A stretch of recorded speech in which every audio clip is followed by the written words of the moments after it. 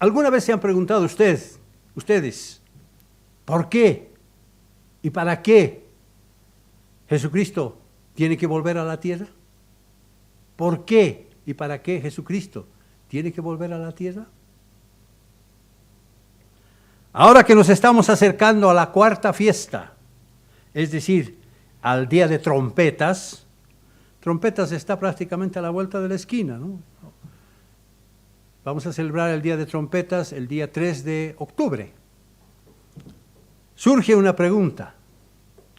¿Por qué y para qué Jesucristo volverá a la tierra al toque de trompetas? Claro que en la antigüedad el toque de trompetas servía para advertir al pueblo, por supuesto, acerca de algún acontecimiento importante. Entender de mejor manera la razón del toque de trompetas cuando leemos al profeta Ezequiel es lo que necesitamos ahora para comprender la venida de Jesucristo, porque está involucrado, está metido dentro de esta escritura. Ezequiel capítulo 33, versículos 2 al 5. Ezequiel capítulo 33, versículos 2 al 5.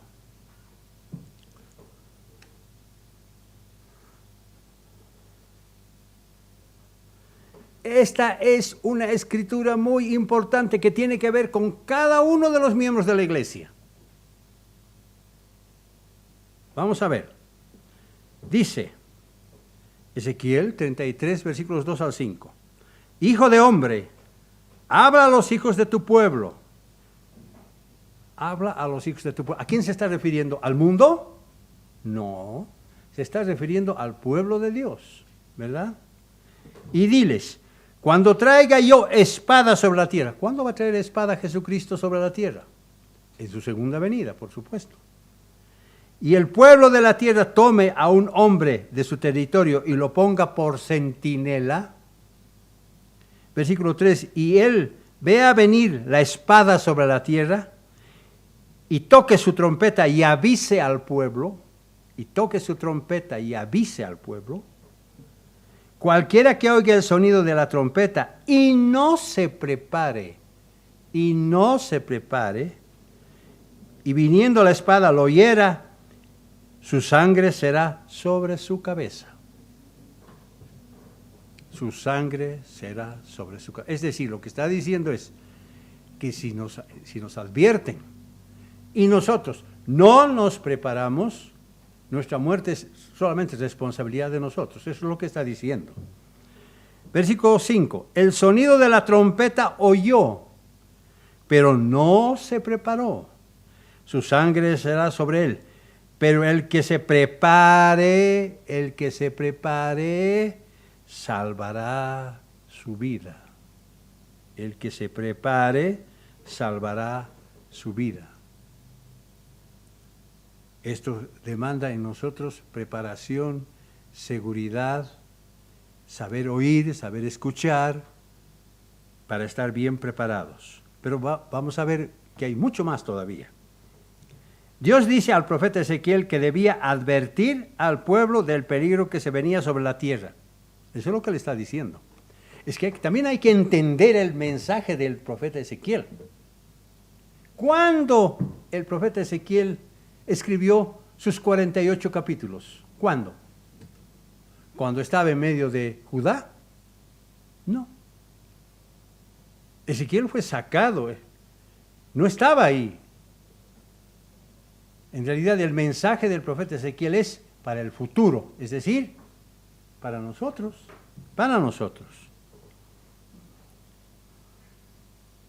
Debía hacerlo al toque de trompetas, por supuesto.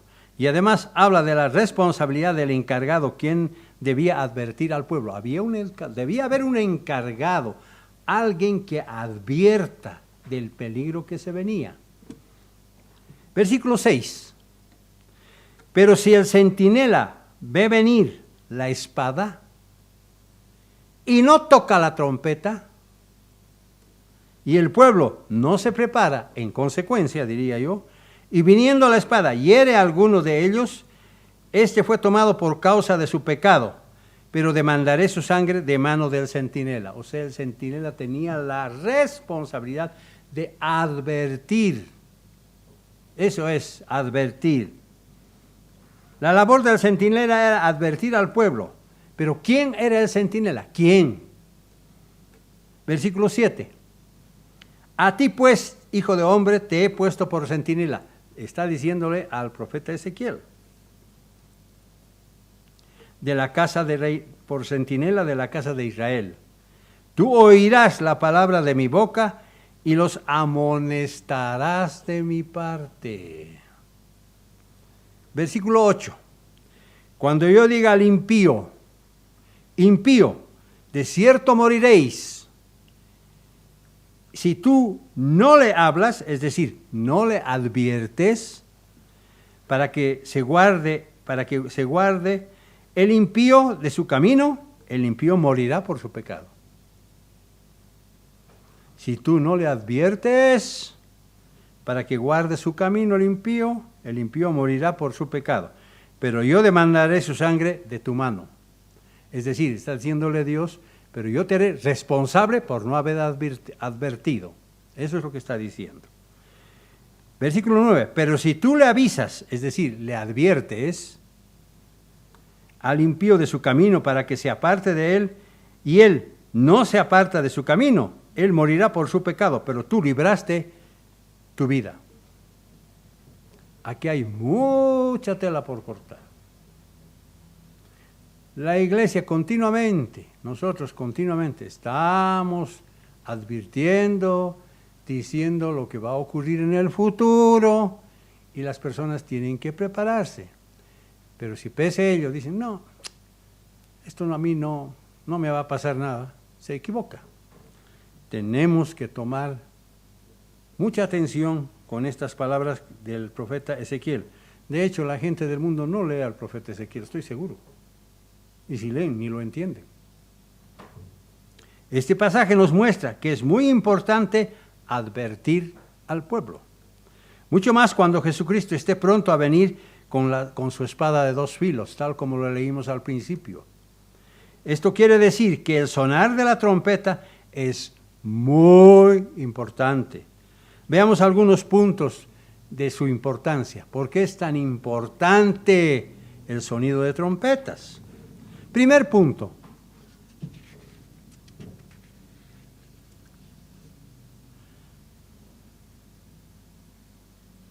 Les recuerdo antes de decir el primer punto que cada primer día de cada mes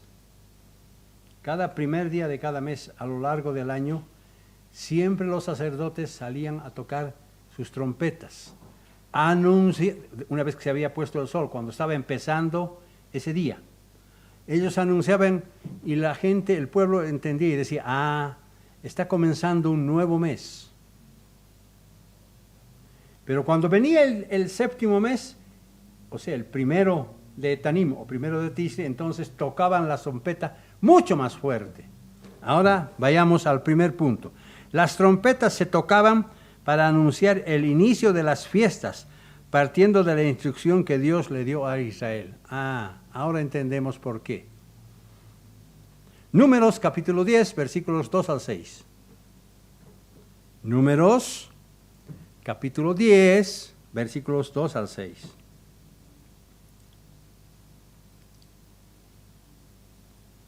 ¿Qué dice la Escritura? Números 10.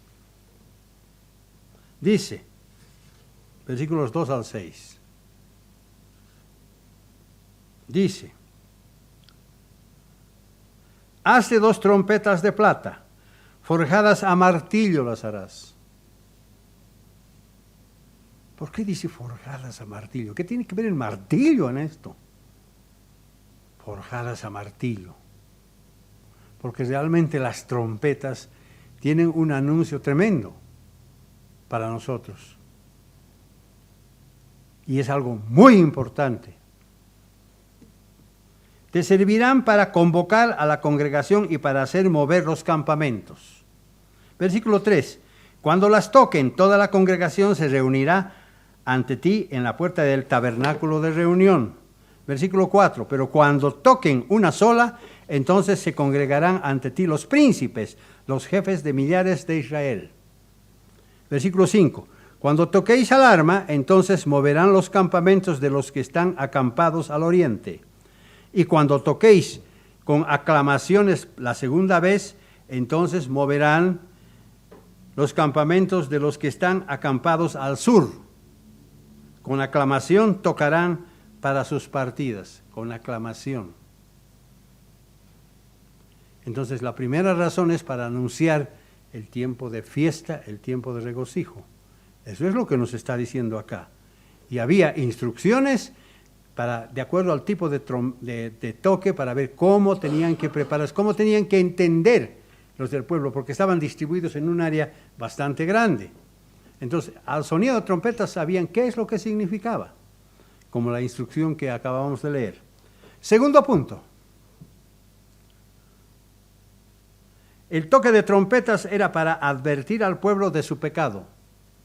El toque de trompetas era para advertir al pueblo de su pecado.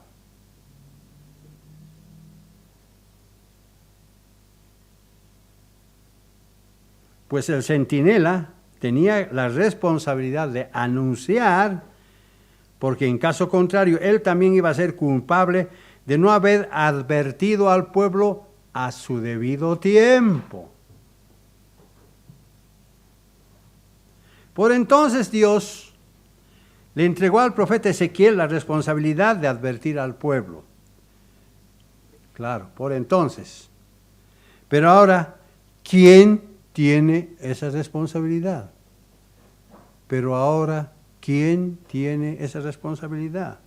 Por supuesto que esa responsabilidad recae en la iglesia de Dios. Es la iglesia la responsable de advertir a todos de las cosas que se vienen después. Por supuesto que esta responsabilidad recae en la iglesia. ¿Y cómo la iglesia advierte al mundo?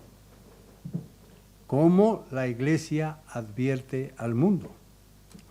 Lo hace a través de las revistas, de los folletos, de mensajes inspirados, mediante el programa Más Allá de la Actualidad, así como de muchos ciberespacios que la iglesia utiliza mediante la página oficial del Internet en varios idiomas.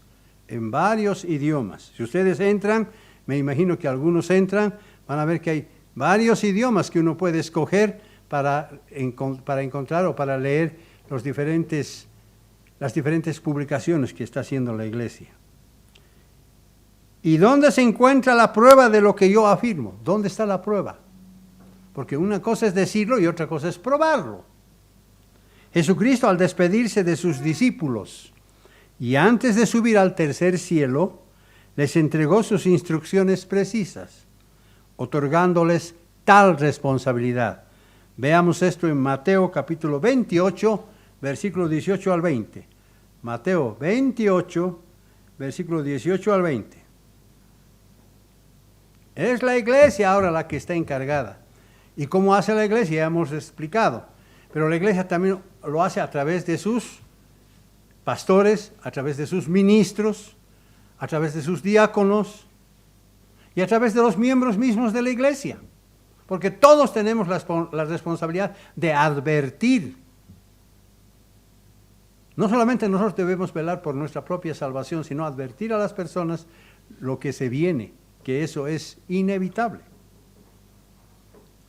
Mateo capítulo 28, versículos 18 al 20 dice: Jesús se acercó y les habló diciendo: toda potestad me es dada en el cielo y en la tierra. Toda potestad. Por tanto, id, le dice a la iglesia, y haced discípulos a todas las naciones, bautizándolos en el nombre del Padre, del Hijo y del Espíritu Santo, y enseñándoles que guarden todas las cosas que yo os he mandado. Y yo estoy con vosotros todos los días hasta el fin del mundo. Esa es la responsabilidad que tiene ahora la iglesia. El consejo de ancianos, los pastores, los ministros, todos tenemos esa responsabilidad. Nosotros también somos personas que advertimos al mundo. Tercer punto. Otra razón del toque de trompetas era para anunciar la venida del reino de Dios sobre la tierra al inicio del 7º milenio. En tiempos del Antiguo Testamento, cuando tocaban tan fuerte el primer día de Tishri o Atanim, cuando se había puesto apenas el sol, tocaban fuerte las trompetas. Yo no puedo decir si los israelitas entendían la razón del porqué de esto. Ellos sabían que había que guardar la fiesta de trompetas, porque estaba empezando la fiesta de trompetas entonces. Pero ¿acaso tenían la visión del futuro? Que nosotros sí la tenemos. Yo no sé, no puedo decirlo.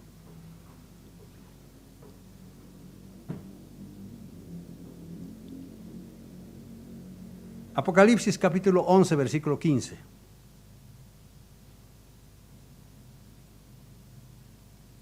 El toque de trompetas anunciaba la venida del reino. Apocalipsis capítulo 11, versículo 15. Dice: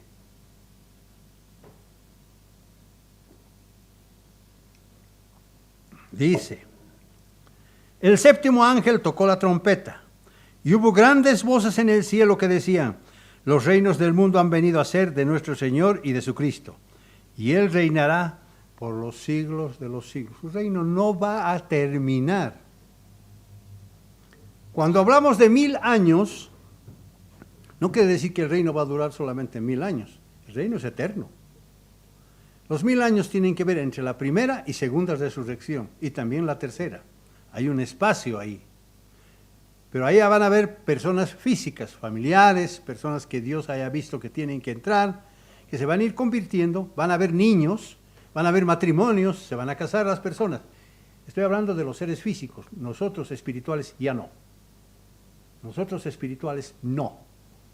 Porque nosotros, al sonar la última trompeta, cuando Jesucristo venga, somos transformados de seres físicos en espirituales. Ya no vamos a tener sexo, ya no vamos a tener identidad, somos exactamente personas espirituales, pero sí van a haber seres físicos.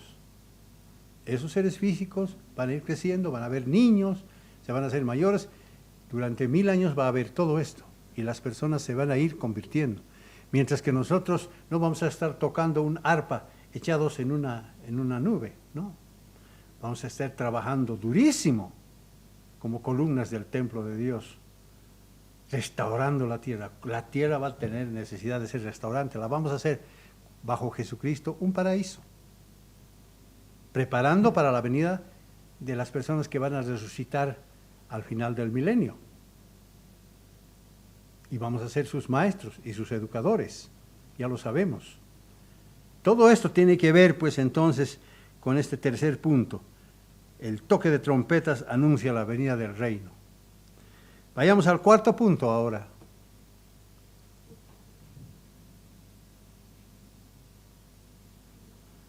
El toque de trompetas anuncia la resurrección de los muertos en Cristo. ¿Qué clase de resurrección? Espiritual. Si uno murió con enfermedades, estaba débil, se debilitó y finalmente murió, no va a resucitar con ese cuerpo. Va a resucitar con un cuerpo glorioso, un ser espiritual, que ya no depende de las condiciones físicas del planeta. La gravedad, el hambre, el frío, el calor, etcétera. No, porque nuestra condición es espiritual, igual, exactamente igual que Jesucristo, igual que el Padre, igual.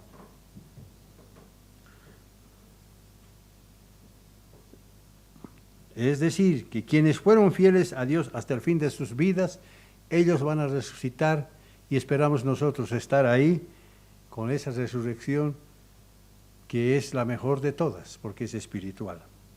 Primera de Tesalonicenses 4:16. Primera de Tesalonicenses 4:16. Estas escrituras las hemos leído, pero cuando uno las repasa, las vuelve a leer y vuelve a leer, uno empieza a absorber más la esencia misma de la enseñanza. Primera de Tesalonicenses 4:16 dice, el Señor mismo, con voz de mando, con voz de arcángel y con trompeta de Dios, descenderá del cielo. Entonces los muertos en Cristo resucitarán primero.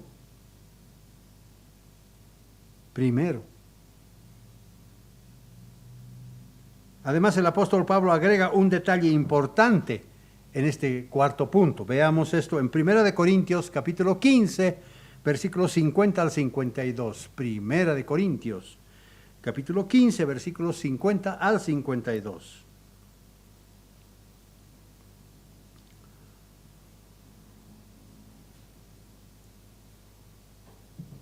Todo esto contradice la falsa doctrina, ¿verdad?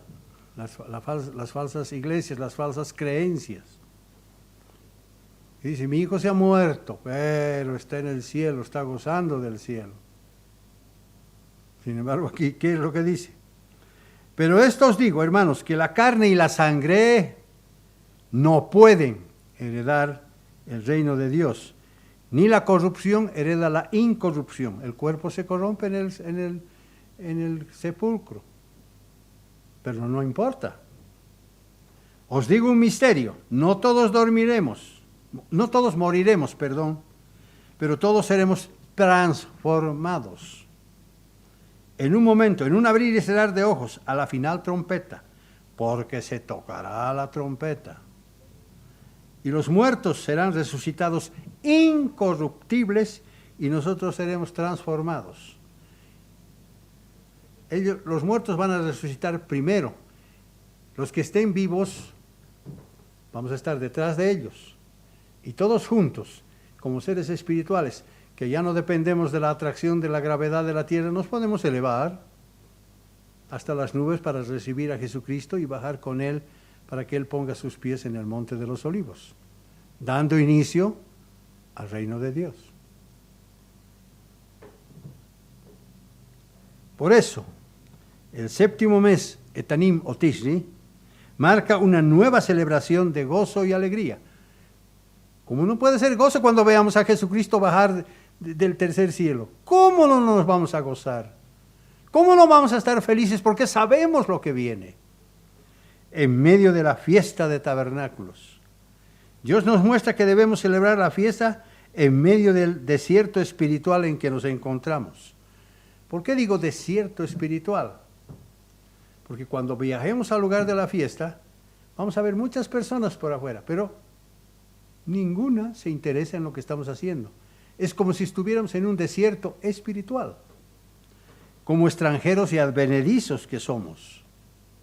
Por esa razón, podemos afirmar que el séptimo mes es el sábado de los meses. Es curioso. No sé si se han puesto ustedes a analizar cómo antes este mes era el primero del año, en época de Noé. Pero en Éxodo 12 cambia Jesucristo y lo pone al séptimo mes. Es interesante eso. Por eso ahora este es el sábado, o va a ser de aquí a unos días, el sábado de los meses. Va a empezar el sábado de los meses. Porque anuncia el sábado milenial del reino de Dios. ¡Qué cosa! ¡Qué cosa! Eso es lo que nosotros esperamos. Esa es la representación. Por eso, el sábado es el eje sobre el cual gira todo el plan de Dios. Todo el plan de Dios. El plan de Dios está girando alrededor del sábado. Sábado milenial del reino de Dios. Séptimo mes. 1000 años del séptimo milenio. Todo es sábado. Quinto punto. Así como el profeta Ezequiel advertía al pueblo de su calamidad y su pecado, así también el séptimo sello a través de las 7 trompetas anuncian el fin del sistema corrupto de este mundo, un sistema de maldad y de pecado. La iglesia está anunciando, claro, en tantos artículos que leemos, ahí está diciendo, esto es lo que se viene, se va a venir esto va a ocurrir. Sería imposible que salgamos a la calle y empecemos a gritar. No, no tiene sentido. Tampoco agregar una radio, por ejemplo, no. Tendríamos que transmitir en un área grande para que entiendan. Y es lo que la iglesia está haciendo ahora. Por eso distribuye las revistas. Las revistas son tan importantes para que la gente entienda. Pero tenemos también tantos folletos que a veces no nos piden. Bueno, nosotros tenemos la responsabilidad de decir, mira, hay un folleto, hay esto, haga, tome, lea. Tenemos que hacer nuestra parte. Nosotros también anunciamos a esas personas lo que va a venir en el futuro. El séptimo sello de 7 trompetas anuncia el fin del sistema de este mundo. Apocalipsis capítulo 8, versículos 1 al 2. Apocalipsis capítulo 8, versículos 1 al 2.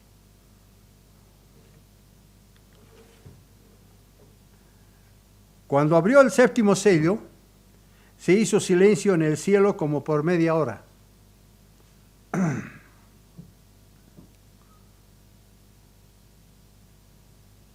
¿Qué significa media hora? Nosotros podemos entender media hora, pero no entendemos en realidad cómo es esto. Porque para Dios no hay tiempo. Dios no actúa con el tiempo, Él está fuera del tiempo. Pero dice que en el cielo se hizo silencio como por media hora, como que vamos a empezar a actuar, pero esperemos un poco, algo así. Versículo 2. Luego vi a los 7 ángeles que estaban de pie ante Dios y se les dieron 7 trompetas. Por eso, los 5 libros de Moisés, fíjense lo que voy a decir. Fíjense lo que voy a decir. Los 5 libros de Moisés, el Pentateuco, junto a los escritos de los profetas Daniel y Joel, el libro de Salmos y el Apocalipsis de Juan, no pueden ser leídos ni entendidos independientemente, porque estos escritos no están desconectados por una diferente paternidad y época, y tampoco están unidos solo por las tapas de un volumen que las encuaderna, no. En realidad todos estos libros son parte integral de un todo, cuyo objeto es advertirnos y mostrarnos la culminación de toda la revelación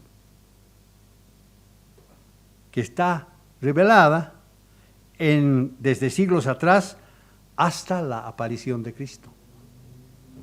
Todo esto que venimos arrastrando y que nosotros ya entendemos y ya sabemos, se está arrastrando desde la primera época de la iglesia y desde mucho antes, porque también tenemos primicias en el Antiguo Testamento, de acuerdo a Hebreos, al libro de Hebreos.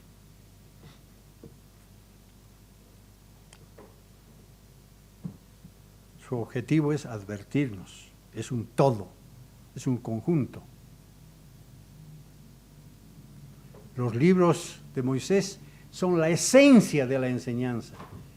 Los 4 evangelios son la esencia de la enseñanza. El resto de los libros son la aplicación de lo que están enseñando estos libros, nada más. Eso es la Biblia. Eso es la Biblia.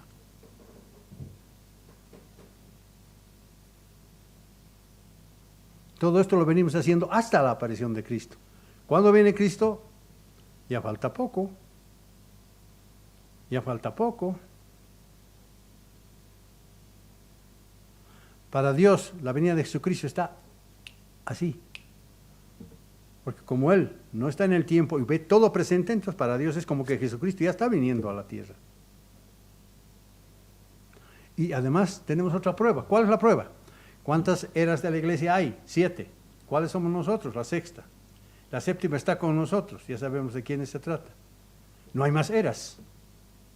Ya no hay más. ¿Acaso eso no nos muestra que la venida de Jesucristo está cerca?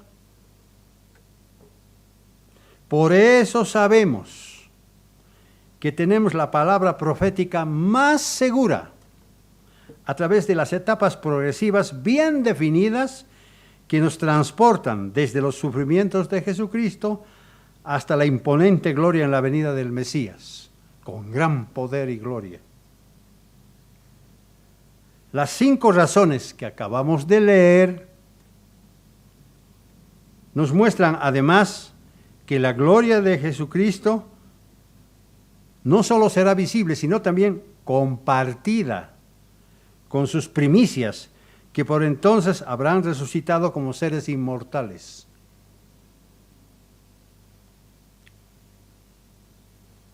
Yo me acuerdo lo que don Joaquín, nuestro hermano don Joaquín, que está durmiendo, me dijo: mire, don Raúl, yo ya no quiero seguir viviendo, ya estoy muy cansado, pero voy a esperar la venida de Cristo. Él me va a levantar. ¿Con qué seguridad hablaba él?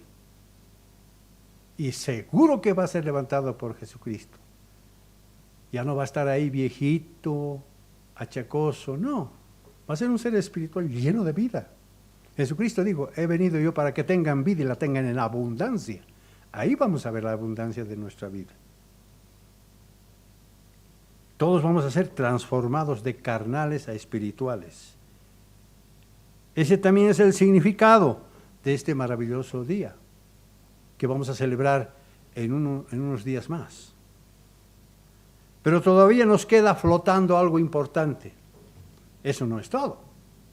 Todavía nos queda flotando algo importante que todavía no hemos respondido ni nos hemos preguntado. ¿Qué es lo que hará Jesucristo cuando venga a establecer su reino en un día de trompetas? ¿Qué va a hacer Jesucristo? ¿Cómo va a actuar? La Biblia nos muestra 6 razones acerca de lo que Jesucristo hará a tiempo de establecer su reino eterno sobre la tierra. Va a hacer 6 cosas importantísimas. Esta advertencia es clara y la promesa profética de su advenimiento se cumplirá tal como el profeta Amós lo escribió. ¿Qué dijo Amós? Amós capítulo 3, versículo 7. Amós capítulo 3, versículo 7.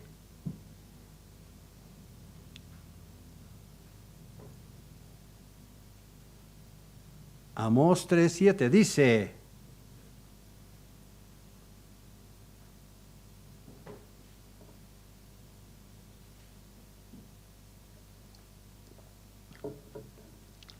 porque no hará nada el Eterno, el Señor, sin revelar su secreto a sus siervos los profetas. O sea, nosotros no necesitamos ser profetas, porque en cierto sentido estamos profetizando el futuro, claro. Pero Dios también de alguna manera nos hace conocer. No hará nada el Eterno, el Señor, sin revelar su secreto.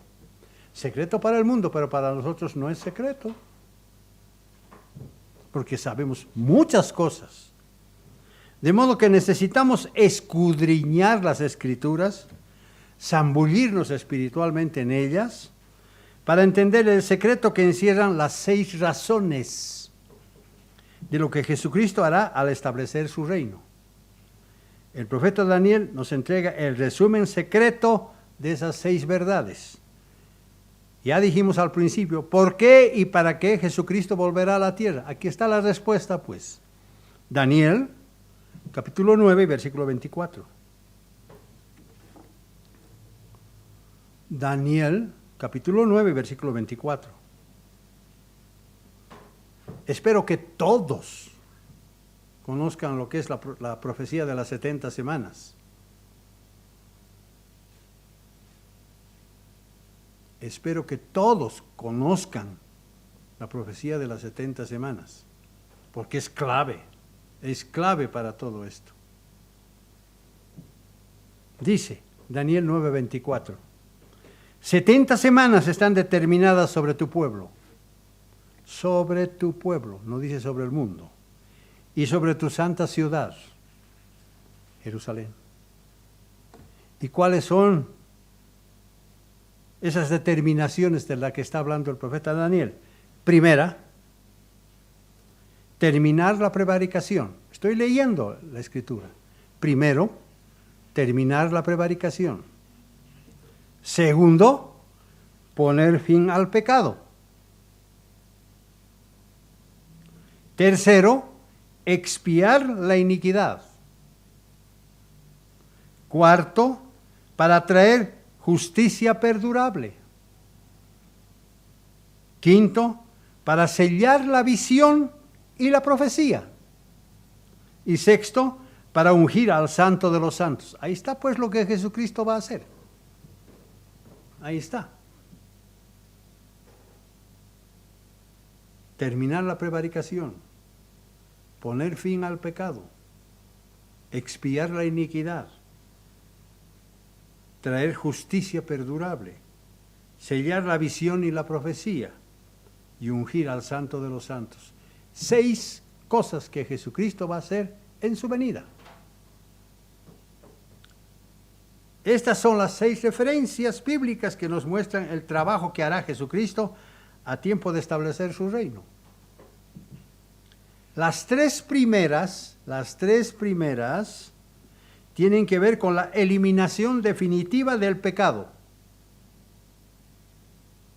Por eso dice, terminar la prevaricación, poner fin al pecado y expiar la iniquidad. Las 3 primeras tienen que ver con la eliminación definitiva del pecado, mientras que las siguientes 3 se refieren a la restauración de la justicia divina. Traer justicia perdurable, sellar la visión y la profecía y ungir al Santo de los Santos. 3 primeras para evitar, para cerrar, para eliminar la iniquidad del pecado, y las otras 3 para imponer su justicia divina. Eso es lo que va a hacer Jesucristo en su venida. No es mera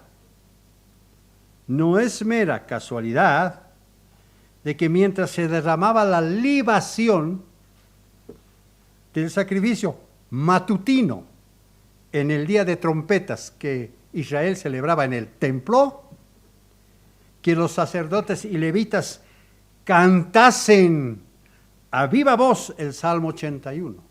Repito, no es mera casualidad que mientras se derramaba la libación del sacrificio matutino en el día de trompetas que los israelitas celebraban en el templo, que los sacerdotes y levitas cantasen a viva voz el Salmo 81.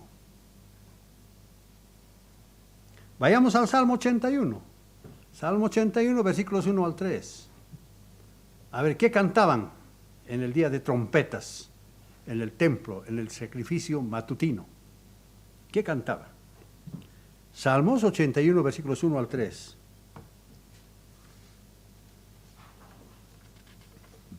¿Qué dice? ¿Qué leemos? Salmos 81, versículos 1 al 3. Dice, cantad con gozo a Dios, fortaleza nuestra. Al Dios de Jacob, aclamad con júbilo. Entonad canción y tocad el pandero, el arpa que deleita y el salterio. Había gozo, había alegría en el día de trompetas. Eso es lo que cantaban en el templo. Y dice a continuación, versículo 3, tocad la trompeta en la luna nueva. ¿Cuándo era la luna nueva? En el día de trompetas. El molad de Tishri de ese día, con ese día, en el molad de Tishri empezaba otra vez a nacer la luna, por eso le llama la luna nueva. En el día señalado, en el día de nuestra fiesta solemne. Eso cantaban los israelitas. No tenemos nosotros las melodías, pero eso es lo que cantaban. Mientras que en el sacrificio de la tarde se entonaba un himno a la gloria de Dios a través del Salmo 29. Existe un paralelo en ambos casos con lo que Jesucristo hará en su retorno a la tierra. Claro. Salmos capítulo 29, versículo 3, 1 al 3. Esto es lo que se cantaba en el sacrificio de la tarde, del día de trompetas, en el templo celebrado por los israelitas. Salmos 29, versículos 1 al 3, dice: tributad al Eterno, hijos de los poderosos, dad al Eterno la gloria y el poder. Dad al Eterno la gloria debida a su nombre. Adorad al Eterno en la hermosura de su santidad. Voz del Eterno sobre las aguas. Truene el Dios de gloria, el Eterno sobre las muchas aguas. Sabemos por Apocalipsis 17:15,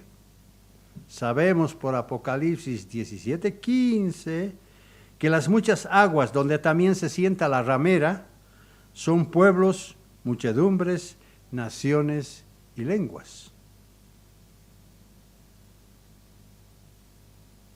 Y con esto en mente, veamos ahora la primera de las 6 referencias que Jesucristo hará al establecer su justicia perdurable, justo al cumplirse las 70 semanas de Daniel. ¡Qué extraordinario! Esto sí que es, pero muy importante. ¿Cuántas semanas han pasado ahora? ¿Alguien me puede decir? ¿Cuántas semanas han pasado hasta ahora? ¿Alguien me puede decir proféticamente? Son 69 semanas y media. Falta media semana profética. ¿Cuándo se va a cumplir la media semana profética? ¿Cuánto tiempo va a estar la iglesia en el lugar de protección? 3 años y medio, ¿verdad? Ahí se cumple la profecía de las 70 semanas.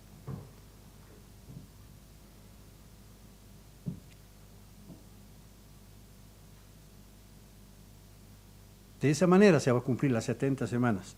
Una profecía que empezó en tiempos de Ciro III el Grande, de Darío el Medo. Pero ya desde entonces Dios puso sus ojos y dijo: yo voy a hacer una profecía para que todos me entiendan. ¿A quién se le dio esta profecía? A Daniel. Daniel, ya sabemos, hizo una escuela de siervos, de sabios según el concepto divino, según el concepto de Dios, la sabiduría no humana. Y como ellos ya tenían los escritos de Daniel y se dieron cuenta y contaron el tiempo de las 70 semanas, entonces sabían cuándo iba a venir Jesucristo por primera vez. Por eso vinieron algunos sabios del oriente, dice, para decir: sabemos que van a ser, ¿dónde? En Belén de Judá. Entonces vinieron y dijeron: nos ha guiado una estrella, estamos tras de una estrella, va a venir. Alguien se los dijo, no, ya sabían ellos, ya conocían, porque él hizo una escuela.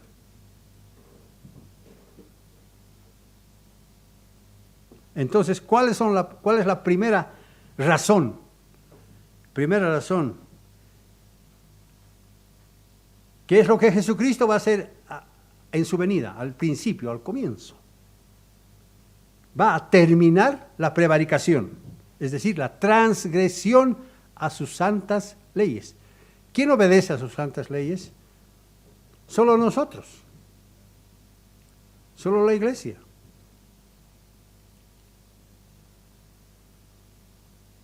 Y Jesucristo en su venida va a poner fin a la transgresión.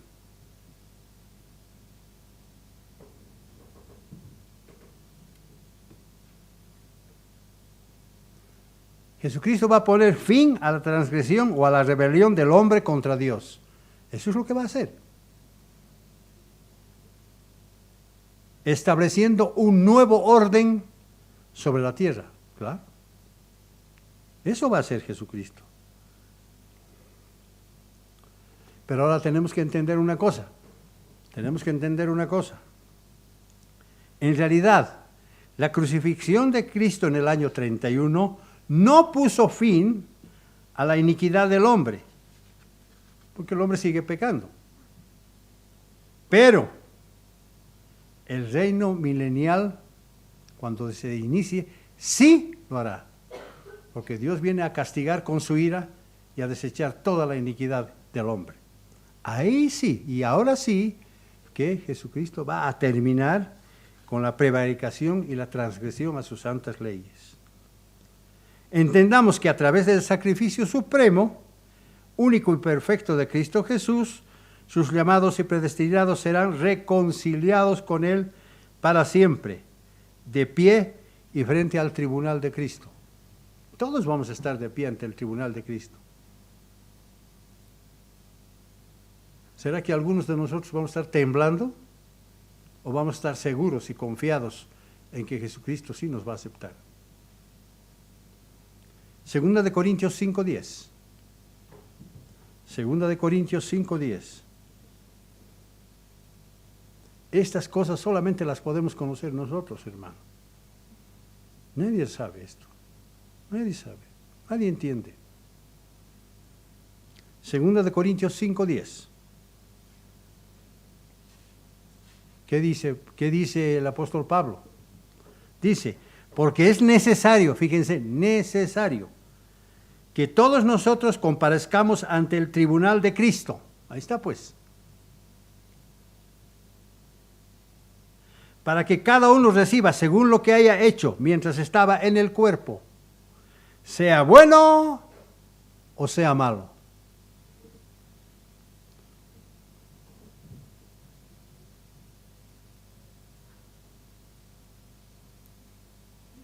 La comparación del recipiente de agua es valedera acá.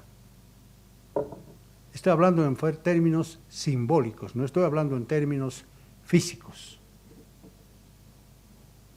Alguien que no entendía mucho, pero que sí se acercó bastante, dijo que vamos a recibir la recompensa de acuerdo a lo que hayamos hecho en esta vida. Algunos van a llenar baldes de recompensa. Otros van a llenar una copa. Otros van a llenar tal vez un pequeño vasito. ¿Qué es lo que hicieron? ¿Cuánto hicieron? La herencia la vamos a tener en la tierra, pero la recompensa no va a ser igual.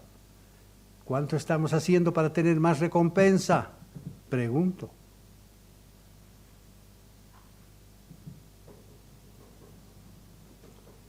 Esto mismo dice Eclesiastés 12:14, lo mismo dice, y Romanos 14:10, ustedes lo pueden leer. Eclesiastés 12:14 dice lo mismo, y Romanos 14:10 también. Ahora vayamos a 1 de Pedro 4:17. Estamos hablando de la primera razón de la venida de Jesucristo, para terminar la transgresión, la maldad, el pecado, la transgresión a sus santas leyes. Ese es el punto. 1 de Pedro 4:17.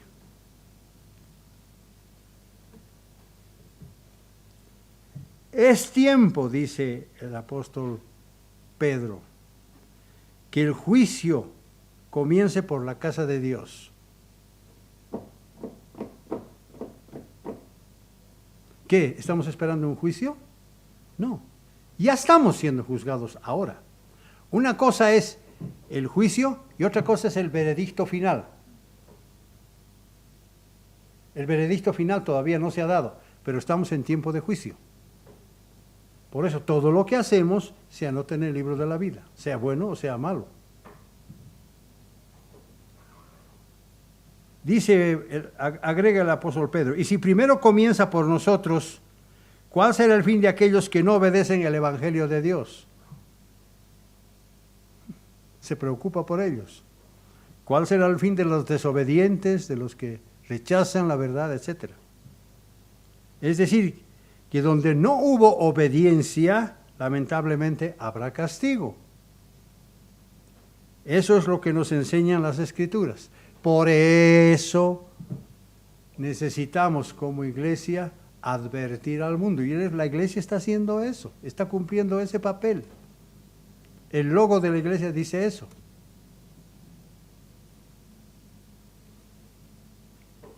Esa es la primera razón por la que Jesucristo viene. Segunda razón.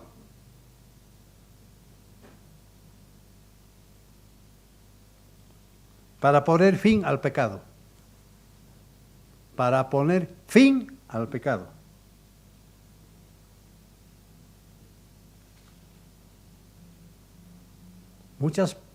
Muchas pérdidas de vida van a haber en los tiempos de la gran tribulación. Como sabemos, millones van a morir precisamente por su inmoralidad y por el pecado, lo cual está en contra de la autoridad divina debido a la transgresión. Dios odia al pecado. Ya sabemos por qué Jesucristo, cuando estaba sufriendo, le digo, Dios mío, ¿por qué me has abandonado? Porque estaba representando a Jesucristo al pecado. Y como Dios odia al pecado, cerró sus oídos, no quiso escuchar. Dios odia el pecado. Va a poner, pero Jesucristo en su venida va a poner fin al pecado, de una vez.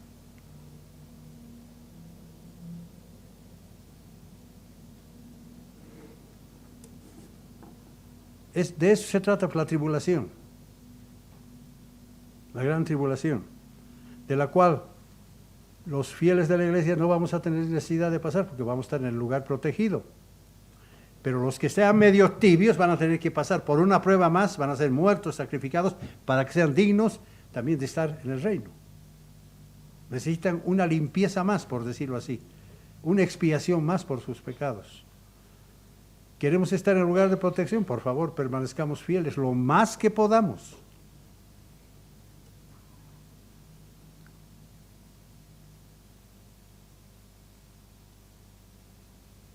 Esta segunda razón traerá al mundo una nueva sociedad en la cual la justicia de Dios prevalecerá en total contraste con la pobre condición de la humanidad actual.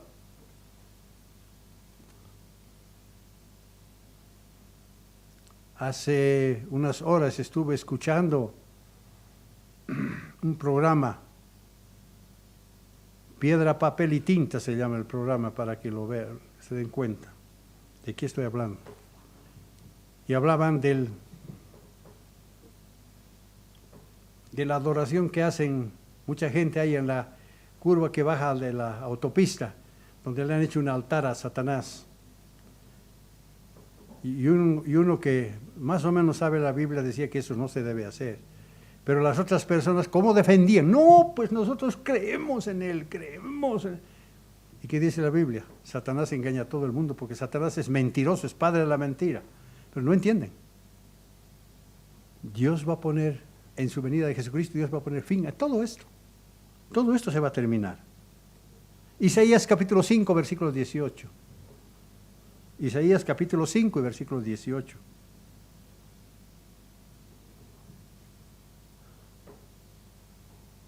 Fíjese cómo se lamenta aquí el profeta Isaías. Isaías capítulo 5 y versículo 18. Dice, Isaías 5, versículo 18.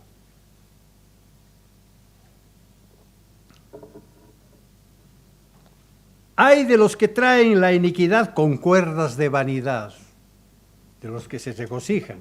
No importa traer pecado, no, aquí nosotros nos vamos a divertir. Y el pecado como con coyundas de carreta,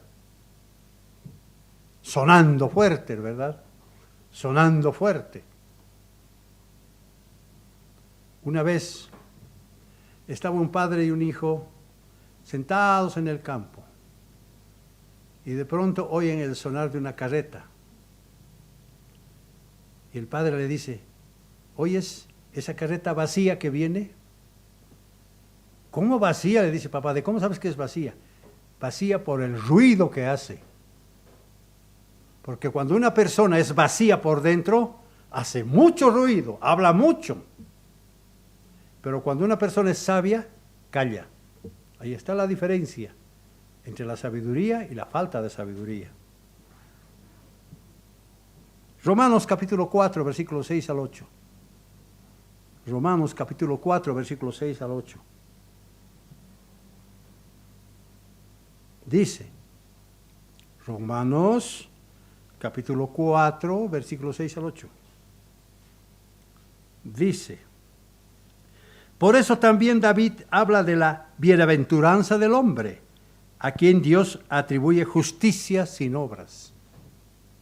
Bienaventuranza del hombre, a quien Dios atribuye justicia sin obras, diciendo: bienaventurados aquellos cuyas iniquidades son perdonadas y cuyos pecados son cubiertos.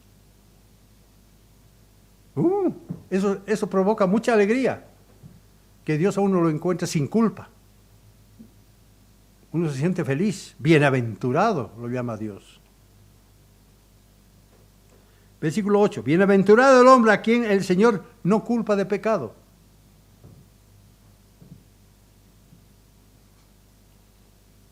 Pregunto otra vez, si Jesucristo viniera ahora, ¿lo hallaría libre de pecado?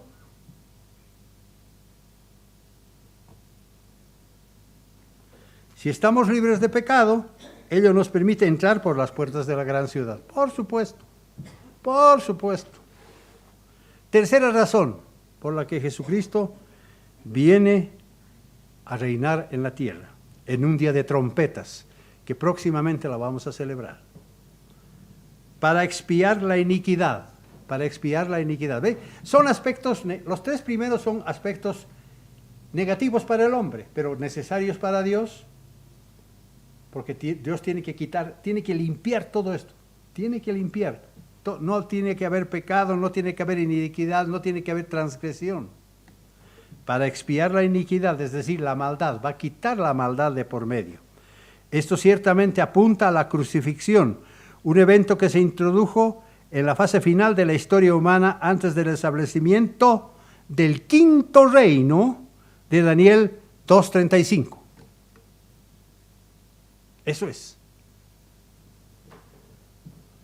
Cuando Pedro afirmó en el día de Pentecostés, pero esto es lo dicho por el profeta Joel, en los postreros días, dice Dios, derramaré mi espíritu sobre toda carne. Esto tenía que ver con los tiempos del fin, cuando Dios abra la mente y el corazón de muchos, derramando su Santo Espíritu de una vez, para que ellos una vez que ellos se hayan arrepentido de su vida de pecado. Dios estará removiendo la maldad. Jesucristo está removiendo, poniendo fin a la iniquidad. Y va a abrir la mente y el corazón de muchos para que todos entiendan sus leyes. Ya no escritas en tablas de piedra, sino escritas aquí en el corazón. El corazón de piedra que ahora tiene va a ser convertido en un corazón de carne.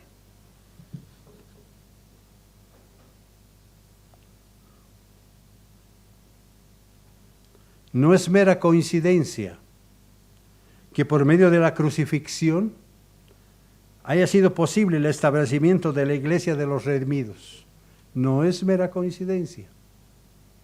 Una de las razones de la crucifixión es para que Dios establezca su iglesia. Aquí estamos, pues, esta es la consecuencia. Yo los estoy viendo. Como preámbulo al establecimiento del reino milenial. Pero obviamente no podía quedarse con un grupo, sino a través de las 7 eras de la iglesia. Esta es otra razón por la que Jesucristo se hizo hombre, es decir, por causa de nosotros. Por causa de nosotros, pero estoy hablando de su primera venida. No estoy hablando ahora de lo que va a acontecer después. Apocalipsis 11, versículo 18. Apocalipsis 11, versículo 18. Jesucristo viene a expiar la iniquidad, es decir, a remover la maldad del mundo. Apocalipsis 11, versículo 18. Dice Apocalipsis 11, versículo 18. Las naciones se airaron y tu ira ha venido. El tiempo de juzgar a los muertos, de dar el galardón a tus siervos los profetas, a los santos y a los que temen tu nombre. Eso va a ser Jesucristo. A los pequeños y a los grandes, y de destruir a los que destruyen la tierra.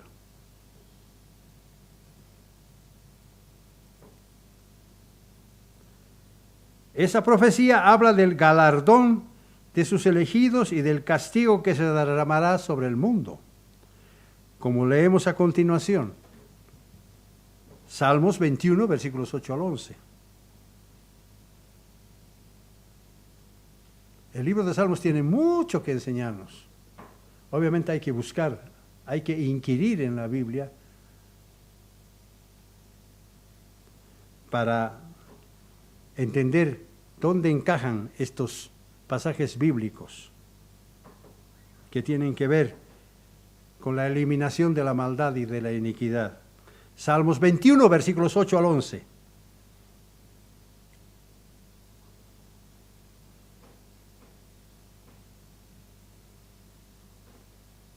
Esto también está escrito en el libro de Isaías.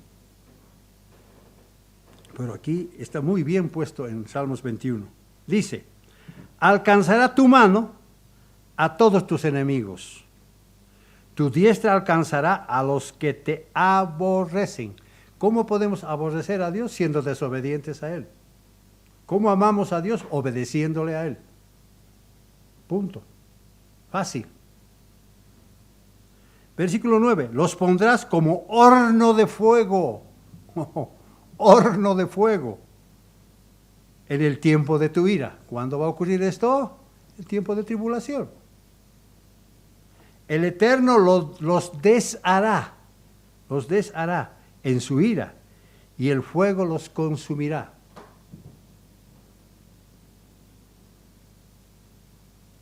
Versículo 10, su fruto destruirás de la tierra y su descendencia de entre los hijos de los hombres.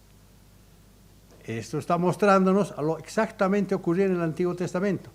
Moría el padre, moría la madre, morían los hijos, morían los siervos, morían sus vacas, sus ovejas, todo. Y eso es lo que Jesucristo aquí está diciendo. Su fruto destruirás de la tierra y su descendencia de entre los hijos de los hombres. Tal como ocurrió en el Antiguo Testamento, pero mucho peor ahora. Versículo 11, porque intentaron el mal contra ti. Se hacen la burla de Dios. Fraguaron maquinaciones, pero no prevalecerán. No prevalecerán, no escaparán, dice la Biblia. De esa manera Jesucristo limpiará toda la iniquidad que hay en el hombre y toda la iniquidad que existe en la tierra. Esa es la tercera razón por la que Jesucristo viene. Cuarta razón por la que Jesucristo viene. Para traer la justicia perdurable, una justicia eterna. La justicia de Dios. Claramente esto nos indica un orden donde la rectitud y la justicia, de acuerdo a las Escrituras, prevalecerán para siempre sobre la tierra. Toda esta maldad, todo esto que estamos pasando, ya será historia, ni nos vamos a acordar. Eliminando definitivamente todos los sistemas corruptos de los gobiernos humanos. ¿Qué vemos ahora? Qué terrible las cosas que pasan, qué terrible las cosas que uno se entera. Todo eso Jesucristo va a eliminar completamente. Salmos 37, versículos 9 al 11. Salmos 37, versículos 9 al 11. Porque los malignos serán destruidos. Ahí está pues. Pero los que esperan en el Eterno heredarán la tierra. ¿Ven ustedes? Bendición y maldición. Salvación y condenación. Versículo 10. Pues dentro de poco no existirá el malo. Dentro de poco no existirá el malo. Observarás su lugar y ya no estará allí. Pero los mansos heredarán la tierra y se recrearán con abundancia de paz. Se trata de las mismas palabras que Jesucristo enseñó en el Sermón del Monte que se encuentra en Mateo 5. Las mismas palabras. Jesucristo estaba repitiendo las escrituras que se encuentran en el libro de Salmos. Versículo 37 del mismo Salmos. Considera al íntegro y mira al justo, porque hay un final dichoso para el hombre de paz. Final dichoso. Todos nosotros queremos tener un final dichoso. Estamos aplicando las reglas de Dios. Ahí vamos. Mas a los transgresores, versículo 38, serán todos a una destruidos. La posteridad de los impíos será extinguida. Todos los orgullosos, los soberbios, los ricos, los magnates, los que se preocupan solamente por lo físico van a ser exterminados. Como dice Jesucristo, ya tuvieron su recompensa, pero la recompensa allá no la van a tener. El profeta Ezequiel nos muestra sobre quiénes viene el castigo y la destrucción, sobre quiénes. Ezequiel capítulo 7, versículo 24 al 25. O sea, no hay que preguntar mucho. En la Escritura está, en el libro de la Biblia está, sobre quiénes viene el castigo y la destrucción. Ezequiel 7, versículos 24 al 25. Dice: traeré por tanto a los más perversos de las naciones, los cuales poseerán las casas de ellos, y así haré cesar la soberbia de los poderosos, y sus santuarios quedarán profanados. Versículo 35, la destrucción llega, dice todavía con signos de admiración. Buscarán la paz, pero no habrá paz para ellos. ¿Se fijaron? Nos está diciendo sobre quiénes viene el castigo.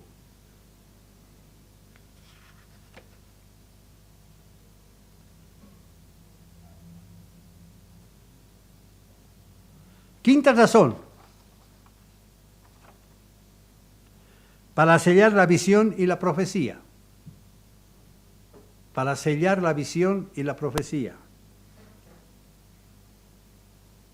De esta manera se dará total cumplimiento a la meta central del plan de Dios para todas las edades, donde al cerrar el escenario final de la historia humana, el Hijo del Hombre recibirá dominio, es decir, autoridad y poder soberano, gloria y reino, como nos dice Daniel 7:14, para que todas las naciones y razas lo sirvan.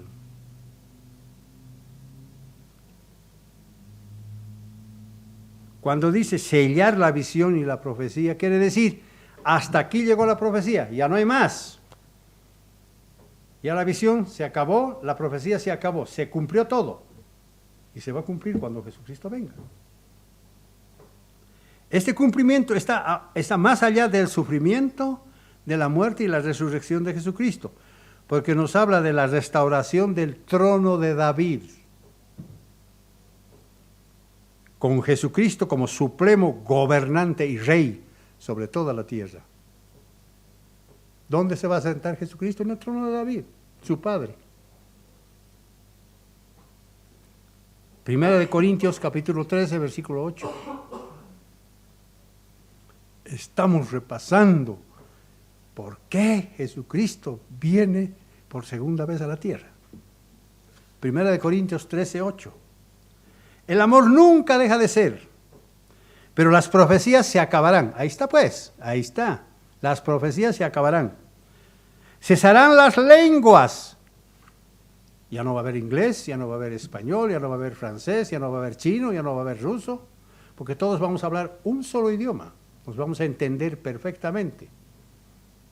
¿Cuál es el idioma? No les puedo decir, yo no lo sé, pero vamos a hablar una lengua pura. Ya no va a haber necesidad de que, por favor, ¿tienes un traductorcito? ¿Cómo podemos traducir lo que está diciendo? Ya no. Es decir, la maldad que se produjo en Génesis 10 dejará de ser. La confusión de lenguas. Ya no va a haber confusión de lenguas. Cesarán las lenguas, dice.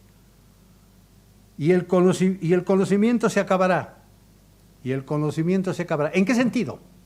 Jesucristo dijo, en aquel día no me preguntaréis nada.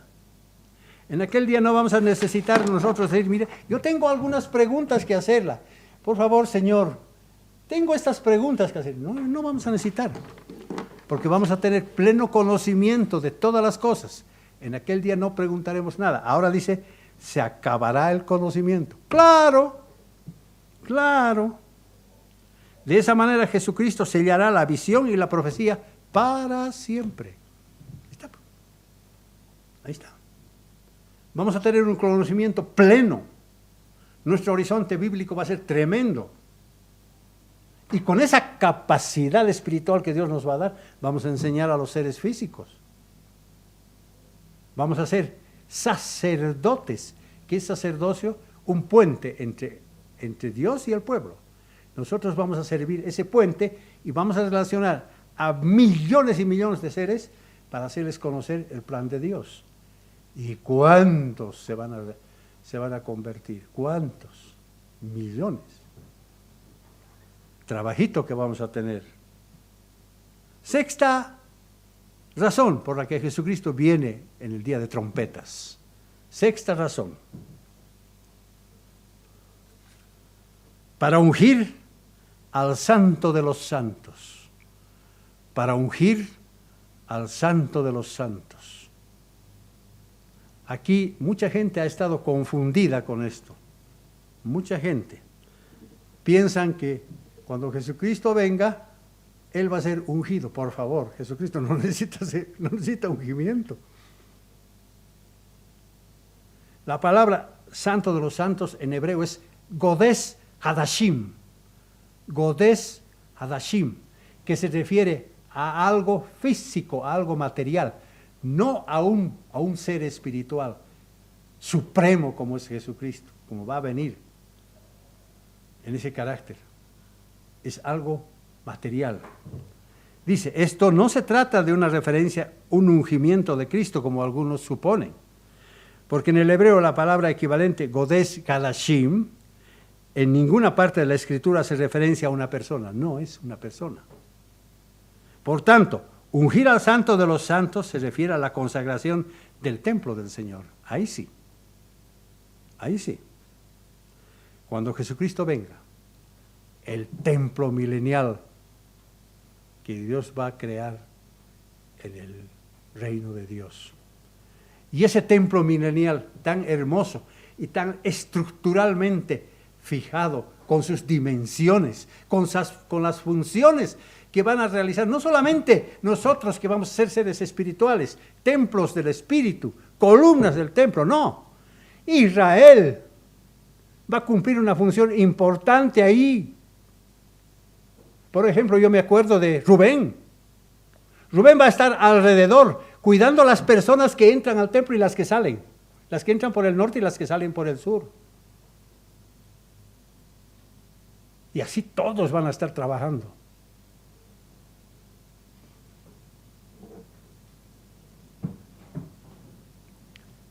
Es tremendo el plan de Dios. Y muy hermoso.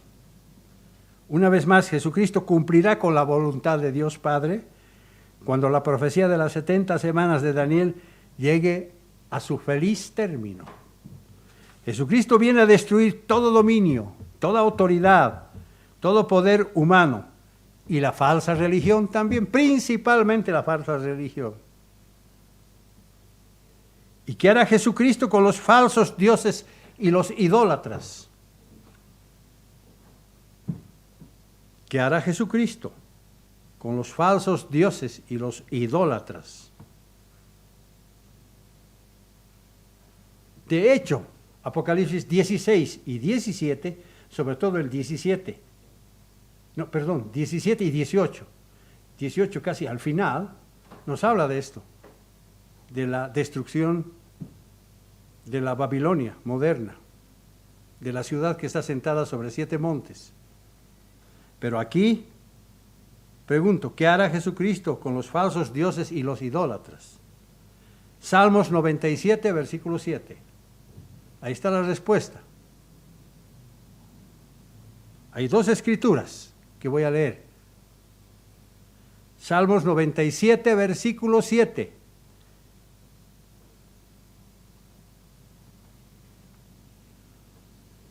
Dice Salmos 97, este Salmos 97 deberían subrayarlo ustedes, subrayarlo para que no se olviden nunca, para que cuando alguien les pregunte, ¿por qué va a hacer esto? Aquí está.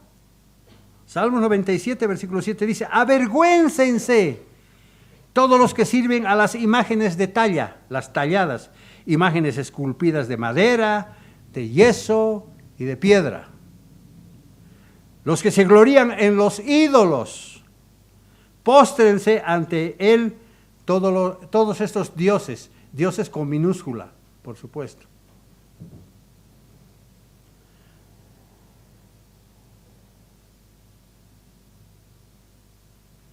Avergüéncense los que hacen tallar sus imágenes por aquí y por allá. Como nosotros, antes de conocer la verdad, también algunos de nosotros lo hacíamos. Dios también va a condenar el sincretismo, es decir, la mezcla de falsa religión con idolatría. ¿Qué vemos con nuestra gente del pueblo? Eso, ¿no? Eso ven. Cuando bailan, llevan sus cosas, sus santos, sus saumerios, sus globos, sus... qué sé yo.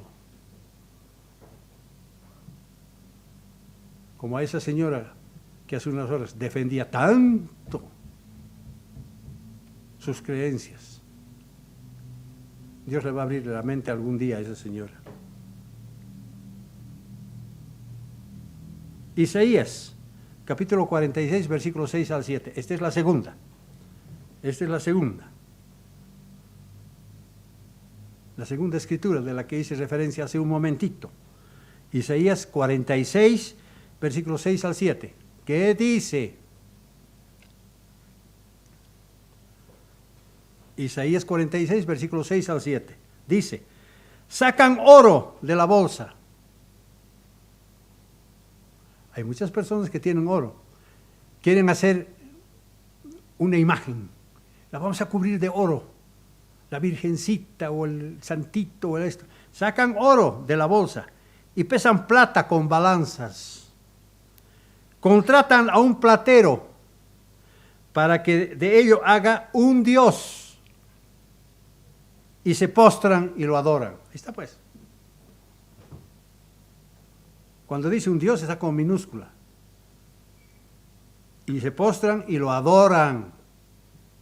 Y no solo eso, sino que lo hacen pasear. Se lo llevan entre hombros y lo hacen pasear. Aquí está la escritura. Luego se lo echan sobre los hombros. ¿Qué cosa? Luego se los echan sobre los hombros, lo llevan y lo colocan en su lugar.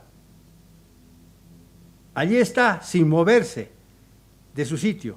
Le gritan, pero tampoco responde, ni los libra de la tribulación. Está hablando de las procesiones católicas, que llevan sus santos por aquí y por allá.